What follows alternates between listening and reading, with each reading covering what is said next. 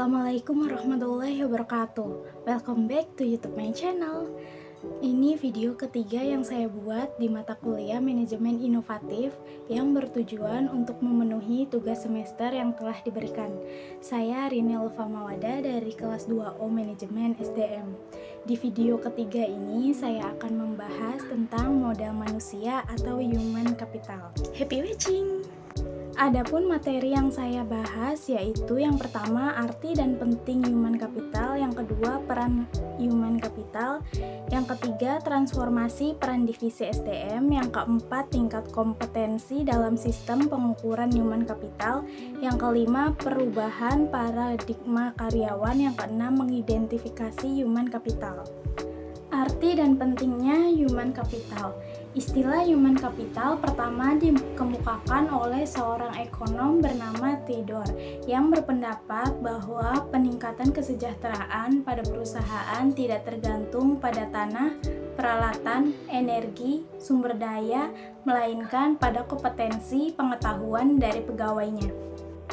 Kemudian ia mendeskripsikan posisi human capital sebagai kemampuan sumber daya manusia yang diperoleh melalui investasi pada sumber daya manusia, yang mendeskripsikan bahwa human capital terdiri dari 4 hal, yaitu kemampuan, perilaku, usaha, waktu, dan semuanya ini dimiliki dan dikendalikan sepenuhnya oleh pegawai.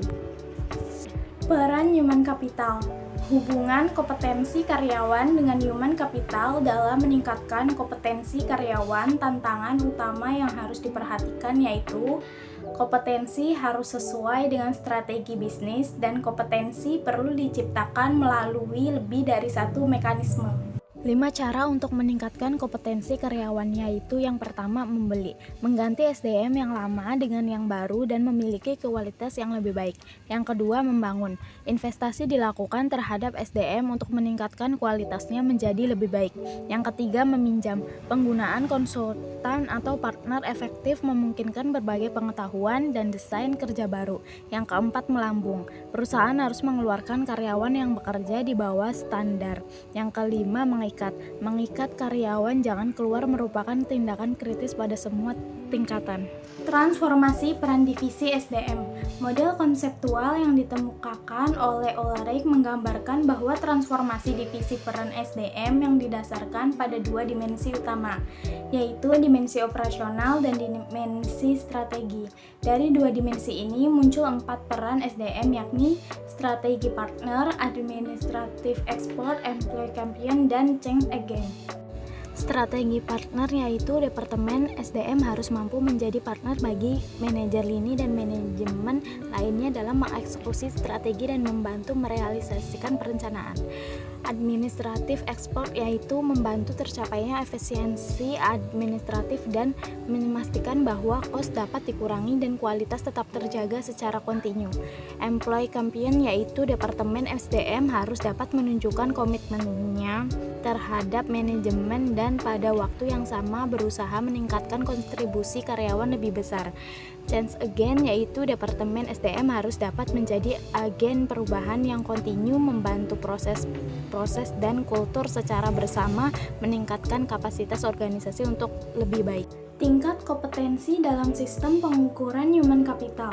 Yang pertama, activity level, yaitu pengukuran aktivitas rutin SDM seperti rekrutmen, pemberhentian, dan promosi untuk syarat laporan internal. Yang kedua, functional level, yaitu kolaborasi dengan unit fungsional organisasi, misal divisi dalam mengukur aktivitas, mengumpulkan dan menerjemahkan data dan mengambil tindakan koleksi.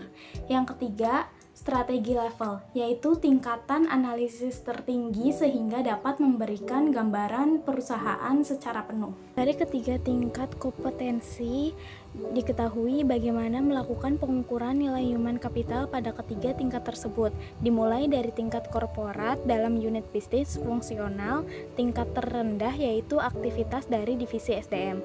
Untuk mengintegrasikan sistem pengukuran tersebut menjadi sistem yang kohesif dalam suatu jalur yang terdiri dari 3 tingkat, dan pada masing-masing tingkat terdapat aktivitas yang dapat diukur beserta hasilnya. Perubahan paradigma karyawan. Pandangan perusahaan yang hanya pada kos saja dalam pengelolaan human capital harus ditinggalkan.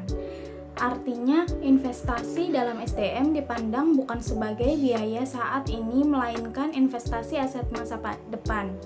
Selain itu, tantangan juga datang dari investor jika mereka membutuhkan informasi untuk membuat keputusan tentang SDM, sehingga mereka memiliki gambaran perusahaan komprehensif dan dapat memprediksi kemampuan perusahaan dalam menciptakan nilai di masa depan. Mengidentifikasi human capital. Dua hal yang mendukung kontribusi investasi human capital ke dalam perusahaan. Pertama, karyawan dengan human capital tinggi lebih mungkin memberi layanan konsisten dan kualitas tinggi, sehingga perusahaan tempat mereka bekerja dapat mempertahankan pelanggan atau menarik pelanggan baru. Kedua, pelanggan potensial dapat menggunakan kualitas human capital dari karyawan perusahaan sebagai alat penyaring untuk memilih layanan yang mereka sediakan. Sekian materi yang saya paparkan, kurang lebihnya saya mohon maaf. Wassalamualaikum warahmatullahi wabarakatuh. Jangan lupa like, komen, dan subscribe. Bye-bye.